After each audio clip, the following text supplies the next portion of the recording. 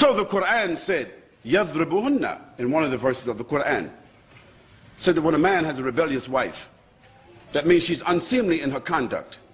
She come and go, she comes late at night, she does this, she disrespects, so forth. The Prophet ﷺ said, he said, admonish her. That means talk to her. Give her admonition. Tell her how you're displeased with her conduct. Warn her. Tell her don't do that anymore. Then he says after that, separate from her bed. Separate from the bed. He didn't say separate from the house, separate from the bed. That means continue to do all the responsibilities as normal, but when it comes to conjugal relationships, stop. Don't sleep with her. As a matter of fact, sleep in the same room, but don't sleep in the bed. That means no sex. That's hard. That's just as hard for the man as it is for the woman. But the Prophet ﷺ here is saying, if you really want to control her behavior, or if you really want to admonish her, if you're really displeased with the way she's acting, you deny yourself and you also deny her. SubhanAllah. Then he says that if she continues even after that, then the Quran says, يَضْرِبُهُنَّ. It says, apply light corporal punishment with a context to it. It must not swell. It must not cause bleeding. It must not cause any breakage. And it must not cause any damage to her skin. So what can you do? What kind of beating is that?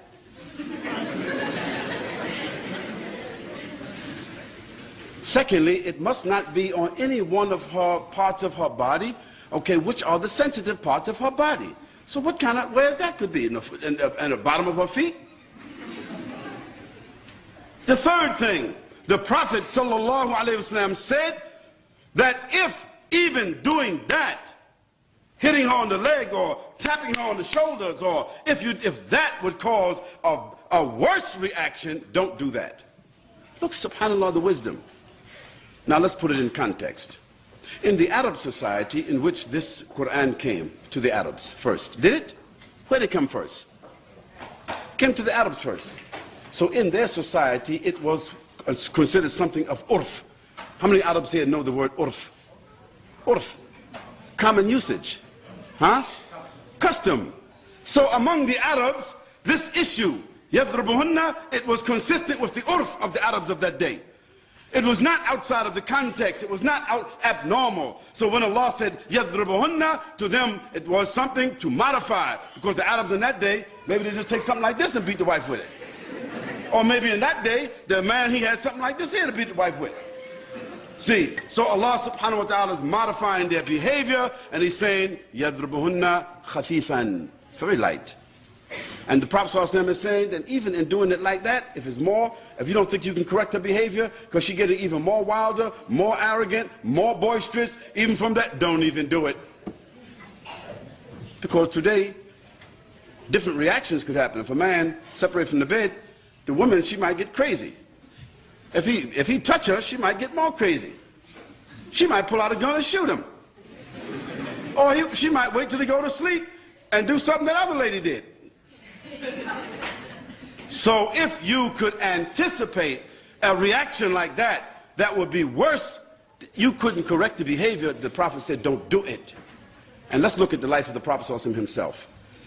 The Messenger of Allah ﷺ, throughout his entire life, he never even struck an animal. Is it true?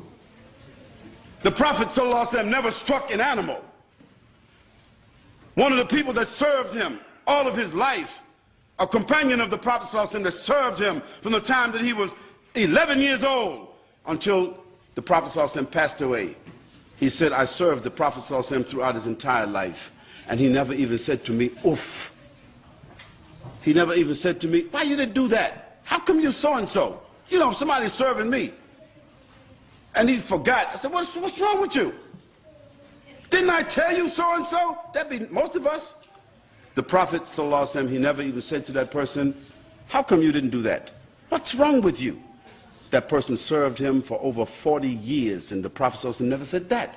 The third thing, the Prophet ﷺ, he never ever laid his hands on his wife except in a way of kindness, in a way of showing mercy, or in a way of dignity or decency. And there was never in the life of the Prophet ﷺ any complaint by any wife. During the time of the Prophet ﷺ, no companions came, no female companions came and said, "Oh, Prophet ﷺ, your companions who are our husbands, they are beating us and they are this and they are that." No, this wasn't among the Prophet ﷺ's time. This wasn't done because he did not approve it. So even though the Quran, based upon the urf of the Arabs, even though the Quran said this, the Prophet himself, what did he do? He didn't do it. He wasn't disobedient to God. It was just that the Quran says certain things for us as a last resort that we don't have to do. Allah said in the Quran regarding the women, plural marriage, he says, "Mathna aw thulatha aw ruba'." He says 2, 3, or 4. Yes. There's a wisdom behind it. You women wouldn't say there's no wisdom behind it, but there's a wisdom behind it. We can discuss this in a different issue, a different setting, but there's a wisdom behind it. But look, did the Prophet ﷺ say to us, a man, he had to take 2, 3, 4? No, he didn't. In fact, God said, he said, one is better for you if you only knew. Did he say that? One is better if you only knew. In another place he said that even though he said mathna aw thulatha aw ruba', he said you men can never be fair with women. So look what God is discouraging it. He's telling you, warning you, one is better if you only knew. He's warning you, watch out. You're going to get yourself in trouble. You're going to upset the cart. There's some reactions going to come. There's going to be some fitna. One is better if you only knew.